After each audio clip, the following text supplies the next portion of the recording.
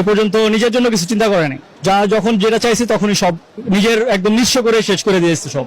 ওনাদের জন্য চিন্তা করলে আমাদের আমাদের এটা মাইনে নিতে হবে। তো সবাই এক্সাইটেড, আমি খুব এক্সাইটেড শপিং করার জন্য।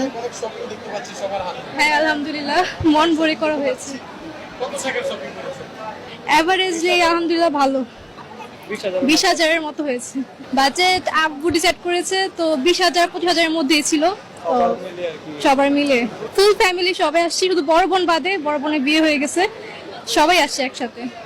আব্বু নিজের জামা কখনো আগে কেনে না, আগে আমারটা, তারপর আমার বড় ভাই বোনেরটা, তারপর আম্মুটা, তারপর যদি টাকা বাঁচে তাহলে আব্বু নিজেরটা করে।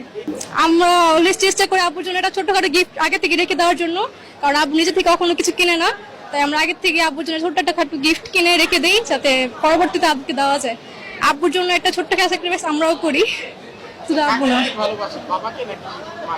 এটা কেউই বলতে পারবে না কাকে বেশি, দুজনকে সমপরিমাণে ভালোবাসি। হ্যাঁ, কিন্তু স্যাক্রিফাইস আব্বু বেশি করে টাকা পয়সার দিক দিয়ে, আর আম্মু করে ঘরের দিক দিয়ে, যেমন আমাদের পড়াশোনা করানোর জন্য আম্মু হেল্প করে। দুজনকে সমানভাবে ভালোবাসা হয়, এটা বলা যাবে না।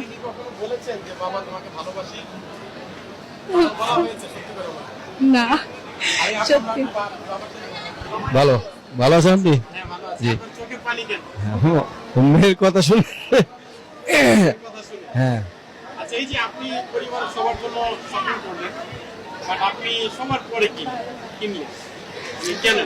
এটা একটা আনন্দ, একটা সুখ, সবারটা ম্যানেজ করে তারপরে যদি একটা কিনি তাহলে আর কি আমার ভালো লাগে। এটাই আমার প্রতি বছরই আমার একটা আকাঙ্ক্ষা। সবারটা দিলে আমার একটা শান্তি, সুখ, যে সবারটা কেনাকাটা হয়েছে, আমি নিজে জানিছি, এটাই আলহামদুলিল্লাহ। একটা সময় তো ছিল যখন ঈদ মানে আমরা চিন্তা করতাম যে নতুন কাপড় থাকবে, জামা কাপড় থাকবে, একটা অন্যরকম আনন্দ। এই যে বাবাদের জীবন থেকে এই জিনিসটা চলে যাওয়া, এটা কবে থেকে শুরু হলো আপনার জীবনে? এখন ছেলে মেয়ে বড় হয়েছে, এখন ওনাদের একটা ভবিষ্যৎ আছে, ওনাদের জন্য চিন্তা করলে আমাদের আমাদের এটা মাইনে নিতে হবে। এটাই আমাদের মাইনে নেওয়া উচিত। আপনার মেয়ে তো আছে, তারা কান্না করতেছে। আমি আপনাকে একটা কথা বলতে চাই, আপনি তো পাশে আসবেন। আপনি বলেছেন যে আপনি এখন পর্যন্ত আপনার বাবাকে কখনো বলতে পারেন না যে আপনি আপনার বাবাকে ভালোবাসেন। আমরা চাইবো আজকে অন রেকর্ডে আপনি আপনার বাবাকে বলবেন যে আপনি আপনার বাবাকে ভালোবাসেন। আঙ্কেল, আপনি একটু ধরবেন আপনার মেয়েটাকে, আপনি একটু বলেন আপনার বাবাকে আপনি ভালোবাসেন। আমরা সবাই আব্বুর অনেক ভালোবাসি। সবার চোখে পানি। আপনি তো আগে এদিকে ফ্যামিলি দেখতে পাচ্ছেন যে আজকে একটা ঈদের কেন্দ্র করে তাদের থেকে চলে যান, আসলে এটা হচ্ছে আনন্দের ফ্যামিলি এভাবে তাদের বাবা মায়ের জন্য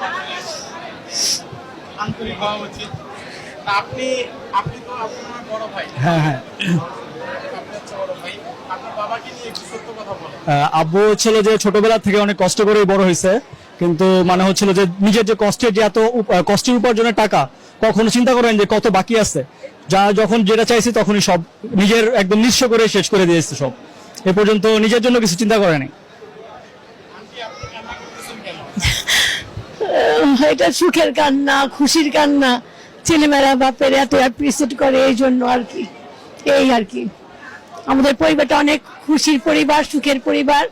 আমার 3টা ছেলে মেয়ে, আমরা স্বামী স্ত্রী, আল্লাহর রহমতে আমরা 5 জন। যখনই আসি 5 জন মিলে এখানে আসি। আজকে বড় মেয়েটার বিয়ে হয়ে গেছে, বড় মেয়েটা বাসায় শ্বশুরবাড়িতে, আমরা 4 জন আসছি। ওর একটু খালি খালি ভাব লাগতেছে, ওর একটু করতেছি, ওরে পাইতেছি না কাছে। শ্বশুরবাড়িতে চলে যাবো কয়েকদিন পর জাপান, আর কি মেয়েটারে করতেছে আর কি, মিস করতেছি।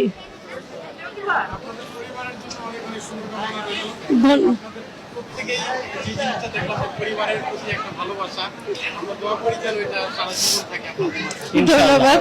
আমরা বিশেষ করে আমার বড় মেয়েটাকে মিসিং করতেছি, ও তো শ্বশুর বাড়ি, ওনাকে ছাড়া এবার মার্কেটে আসলাম, এই জন্য একটু বেশি খারাপ লাগতেছে। ভালো আছে ইনশাল্লাহ, ভালো আছে, ভালো থাকবো।